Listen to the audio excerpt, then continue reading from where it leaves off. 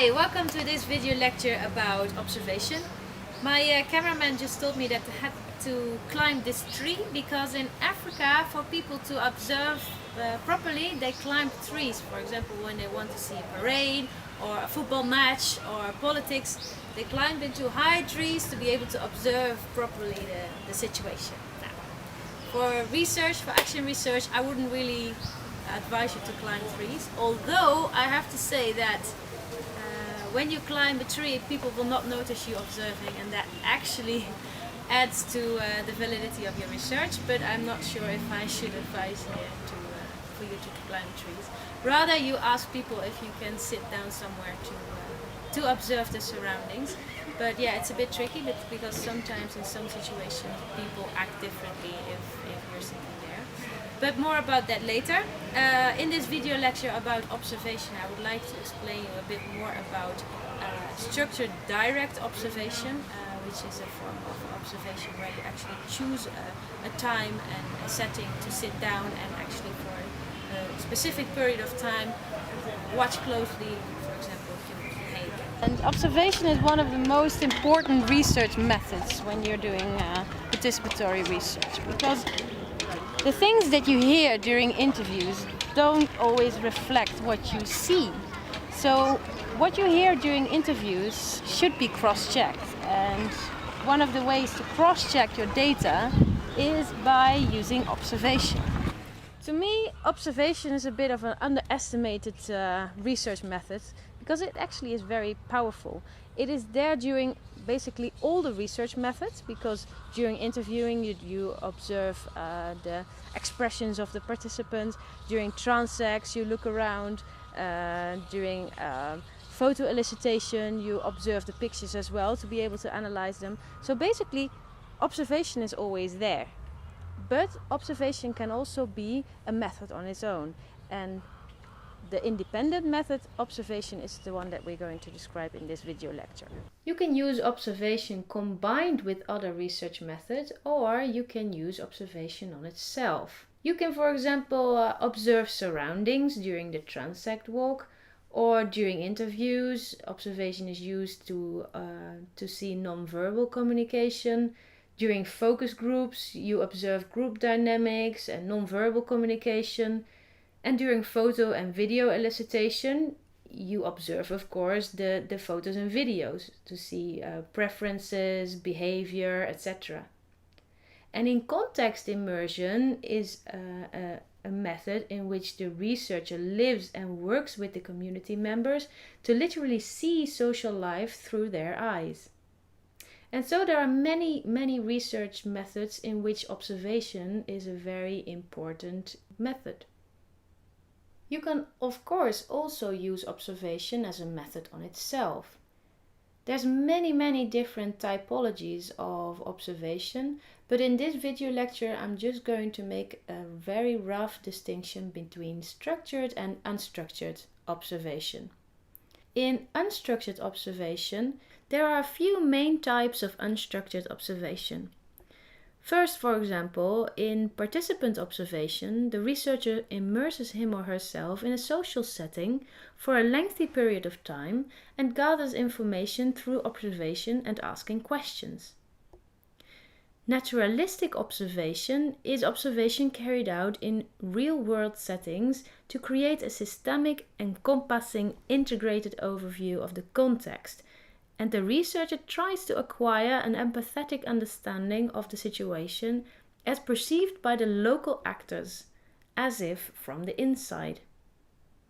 And there's narrative methods. They are used to tell the story of what is happening in a given situation. Structured observations are focused. They look selectively at social phenomena and can be used to test a hypothesis or to make a baseline. But why would we make a baseline?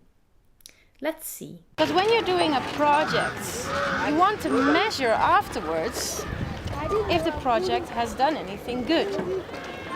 So in order to measure the difference, you could do observation.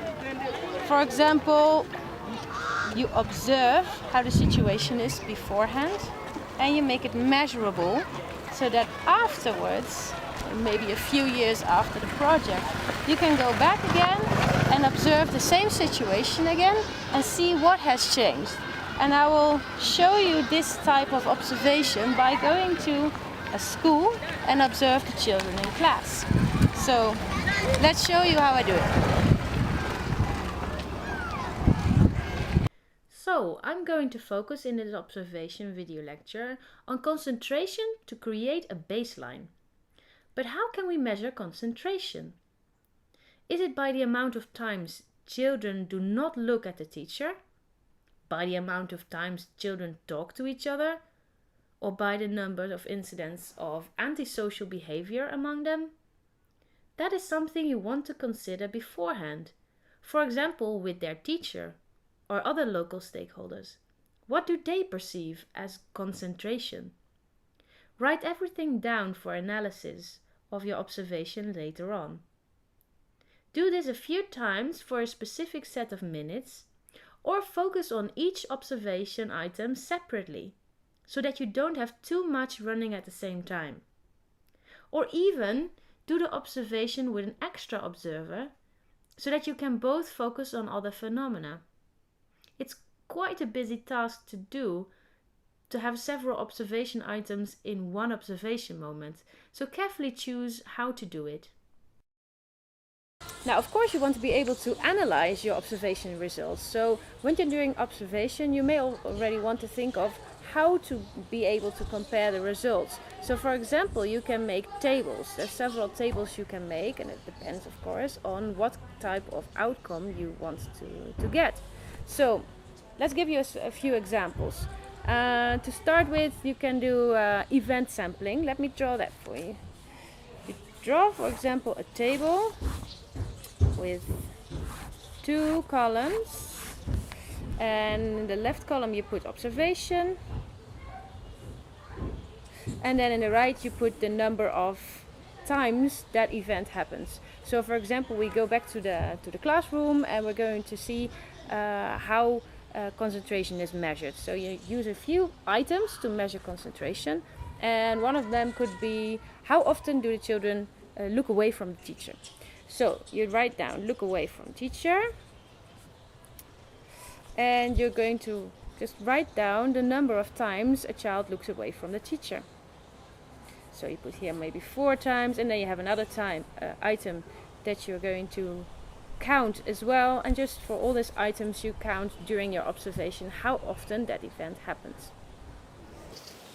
So event sampling is basically what you do when the chronological order is not important, but when it is important you can do, for example, time sampling. So what you do is you draw a new table,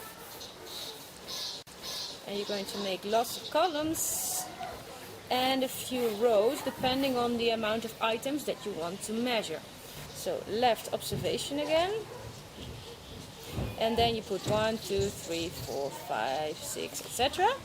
You put the items again in the left column, and then you can, for example, write down after how many seconds or how many minutes the first event happens. So you put here, for example, after 30 seconds, and the second time that event happens is after 80 seconds, after 10 minutes maybe, let's see. So that's how you can measure items in a chronological order, and that is called time sampling. Now, when you as a researcher have to make a judgment of a certain observation, you can draw a different table, and that is called a rating scale. So for example, let's take a rating of low, medium and high. So you draw low, medium and high of some sort of observation. And then you draw again the rows for the items that you're going to observe, and then you can fill in if an item occurs low, medium or high. So that's a rating scale. And so you see that there's several ways of how to put your observations into comparable or measurable tables that you can use later on during your analysis stage. So let's talk about the full procedure from beginning to the end. As a preparation, you may want to address a few questions before you start. First of all, what questions do you want your observation to answer? Second, where and whom are you going to observe? And third, when and for how long is your observation going to take place? Then it's time to find gatekeepers. And gatekeepers are those people who control access to the site. For example, village leaders or council members. Ask their permission for your observation before you can actually go sit there to observe. And then it's time for your observation method, and make sure that during your observation you have an open and non-judgmental attitude, and also make sure you dress decent. Don't forget to keep notes and make sure that they're suitable for analysis later on. And when you've done your analysis, it's time to draw your conclusions from the observation method. Then let's go to the advantages of observation methods. Observation, like I said, is a very good cross-checker of other research methods, and it increases the validity of your data. Also, it allows the researcher closer to the essential truth about social life. And last, it provides very rich data, for example, on behaviors, intentions, situations, events, nonverbal communication, etc. Unfortunately, there's also some disadvantages of the observation method. First of all, misconceptions of your purpose are quite common, and you may present yourself as a researcher who would like to learn from them about the challenges on a specific topic and how people deal with such challenges, for example. But sometimes people interpret that as you are sent by the government to help them, or that you're going to come to give money to them, etc. So misconceptions are quite common, and you need to think very carefully of how you're going to present yourself as an observer in their community. Then different researchers gain different understandings of what they observe. Everybody observes something differently or interpret their observations differently. It's something natural, but can be quite a disadvantage in observation. And you can eliminate that by discussing with different researchers how they would interpret that observation you made. Male and female researchers have access to different information. There are some places where male researchers are disadvantaged, and in other sites female researchers will get less information than men. So it quite matters if you're a male or a female, depending on what kind of information you are looking for. Then there's also a number of things that affect whether the researcher is accepted in a community or not, including one's physical appearance, ethnicity, age, gender, class, etc. And last but not least important, the appearance of a researcher in the observation area may alter real life. People may act differently when they see that there's someone observing them.